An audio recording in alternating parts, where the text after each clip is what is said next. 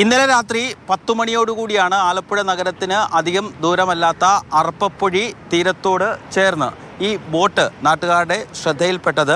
കണ്ടെയ്നറാണോ എന്നുള്ളൊരു ആശങ്ക ആദ്യമേ ജനങ്ങൾക്കുണ്ടായിരുന്നു. ഉടൻ തന്നെ വിവരം പോലീസിനെയും റവന്യൂ ഉദ്യോഗസ്ഥരെയും ഒക്കെ അറിയിച്ചു. ഉദ്യോഗസ്ഥരെത്തിയാണ് ഇത് കണ്ടെയ്നറല്ല, അത്തരത്തിൽ വാൻഹായ് കപ്പലിൽ നിന്ന് പുറത്തേക്ക് വരുന്ന ഒരു രക്ഷാ ബോട്ടാണെന്ന് തിരിച്ചറിഞ്ഞത്. കാരണം ഇതിൽ തന്നെ വാൻഹായ് സിംഗപ്പൂർ എന്നുള്ള പേര് രേഖപ്പെടുത്തിയിരുന്നു. കണ്ടെയ്നർ കടലിൽ വീഴുന്നുണ്ടെങ്കിൽ ഞങ്ങൾക്ക് ഭയം തന്നെയാണ്.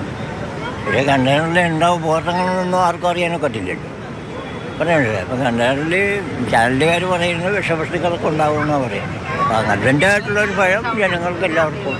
പൊഴിയോട് ചേർന്ന് നിലവിൽ വടം ഉപയോഗിച്ച് ഇത് ബന്ധിപ്പിച്ച് നിർത്തിയിരിക്കുകയാണ്. എറണാകുളത്ത് നിന്ന് കസ്റ്റംസ് ഉദ്യോഗസ്ഥരെത്തിയതിന് ശേഷമായിരിക്കും തുടർ നടപടികൾ സ്വീകരിക്കുക. ആളുകൾക്കൊക്കെ, പ്രത്യേകിച്ച് മത്സ്യത്തൊഴിലാളികൾക്കൊക്കെ വലിയ ആശങ്കയുണ്ട് ഇങ്ങനെ കപ്പലിൽ നിന്ന് വസ്തുക്കൾ തീരത്തേക്ക് അടിയുന്നതിൽ. ഇപ്പോൾ പറഞ്ഞിരുന്നില്ല ഇങ്ങനെ ആരും അടുക്കരുതെന്നൊക്കെ പറഞ്ഞിരുന്നില്ല.